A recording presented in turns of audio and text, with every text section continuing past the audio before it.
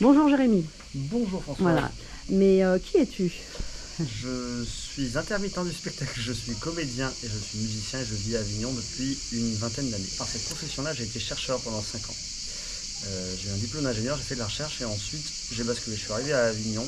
À cette époque-là, je faisais de la musique de façon amateur et on nous a dit tiens, il y a une salle qui se monte pour le festival Off. Est-ce que vous voulez pas présenter un créneau intramuros dans une petite salle de 49 places à 22h30? Et on s'est dit tiens, on va lancer quelque chose. Et en fait, ce spectacle a bien marché. On y est encore 15 ans plus tard. Il a eu un succès relatif. Et donc, on y est encore aujourd'hui. Ce spectacle s'appelle toujours Beethoven se manouche. Et c'est la compagnie qu'on a fondée à l'époque s'appelait la compagnie Swingom. Alors, sur scène, dans ce spectacle qui s'appelle Beethoven se manouche, il y a Pierre Bernon d'Ambrosio et Benoît Marot. Nous sommes 3 sur scène. Dans la compagnie, il y a également Jérémy Proietti qui prend place dans 2 autres des spectacles qu'on a ensemble. Et toi, tu joues quel rôle et quel instrument? Alors moi, dans ce spectacle, je suis au piano et je joue le rôle de Ludwig van Beethoven. Avec la tenue. Avec la tenue qui va Benoît, avec. il fait quel rôle? Benoît, il joue de la contrebasse et il joue le rôle de l'ange Oliver. C'est pas l'Oliver, c'est l'ange Oliver. Voilà. C'est un spectacle d'humour. Le troisième s'appelle Pierre Bernon d'Ambrosio. Il joue de la guitare manouche.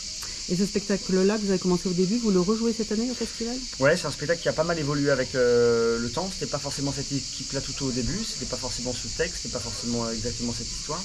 C'est un spectacle qu'on a eu envie de retaper parce qu'on a toujours continué à le jouer, mais on s'est dit qu'il y avait des choses qui en 10-15 ans, des répliques, des sketchs, des références qui avaient besoin d'évoluer. Donc on a réécrit ce spectacle avec Sébastien Corona et Loïc Baucher du théâtre du Prodop. Donc c'était un spectacle très frais. On s'est rendu compte que quand on voulait modifier un peu la dramaturgie d'une pièce, on pensait qu'on allait juste changer un petit peu ça ici, un petit peu ça là, mais en fait c'est une grosse bobine et dès qu'on commence à tirer, il y a tout qui vient et en fait il faut tout refaire. On s'en est rendu compte assez vite.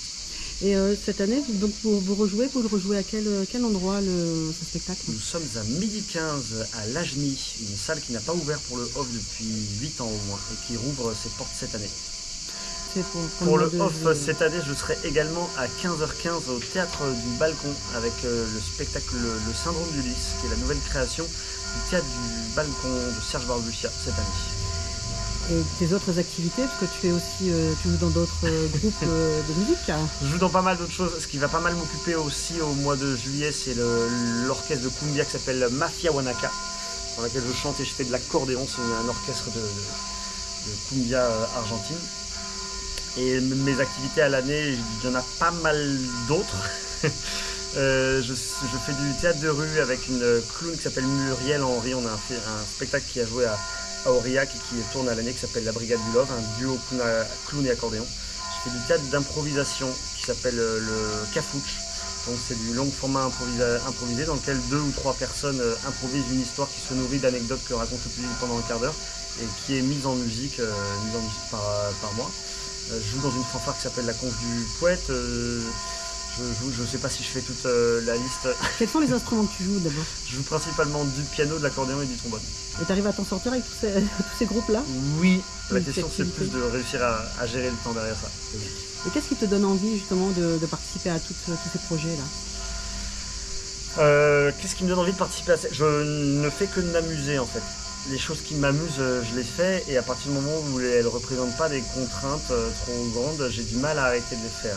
Donc c'est surtout ça l'appétit. Vu que je suis arrivé dans cette profession en justement me reconvertissant, je suis un petit peu là pour en profiter le plus possible. Et c'est un peu le cas.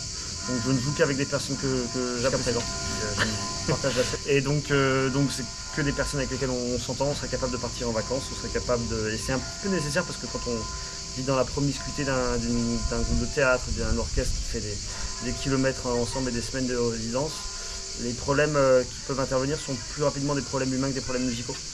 Donc c'est hyper important de choisir les personnes avec lesquelles on travaille et vu que c'est un peu moi qui en général suis à l'origine des projets que je monte ou qui suis contacté par des personnes qui me connaissent bien, j'ai jamais eu de mauvaises surprises en fait. Je me suis jamais trop embarqué dans des aventures en se disant oulala mais telle personne ça fait difficile de travailler avec.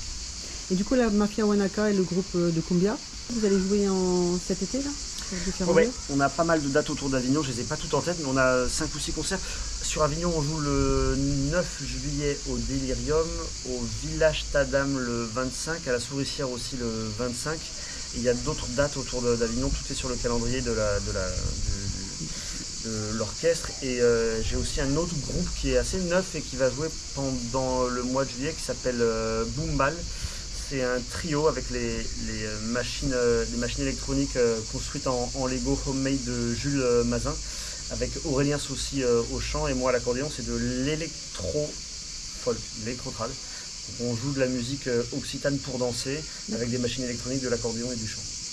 Et ça se joue dans les villages ou dans les... En fait, ça se joue principalement pour des danseurs de musique traditionnelle. Et là, on va jouer ça au Palais du Rouvre. Je crois que c'est le 16 juillet, si je ne dis pas de bêtises. Ah oui, tu as une bonne activité. Là. Et toi, si tu avais un choix, quelle serait ta préférence au niveau musical? S'il fallait que je ne garde qu'un seul de tous mes projets? Pas forcément garder un projet, mais un choix de... Parce que la cumbia, c'est de la musique latine. Ouais. Les autres, c'est de la musique classique, quand on parle de... Ouais, beaucoup de jazz. J'aurais beaucoup de mal à répondre à cette question. Parce que justement, je suis absolument incapable de faire des choix. Il y a des musiciens et des musiciennes qui sont absolument spécialisés et qui représentent une sorte d'élite dans leur discipline. Et moi, c'est tout l'inverse, en fait. Je considère que je suis un musicien qui joue... un peu de tout et de tout un peu. Et j'ai jamais vraiment réussi à me cantonner à une discipline et à me tourner vers une espèce d'excellence ou développer une forme de travail un peu monomaniaque. Donc non, je suis plutôt un touche-à-tout. Bon, il n'y a plus qu'à te souhaiter un bon mois de travail pour le mois de juillet entre tes groupes et les pièces. Tu peux me rappeler, du coup, tu joues donc avec la compagnie Swingdom à l'Ajni à midi 15 avec Beethoven Soumanous de la compagnie Swingom et au Théâtre du Balcon à 15h15 avec le Syndrome d'Ulysse. Donc bon festival à toi et bonne continuation. Merci beaucoup. Jérémy.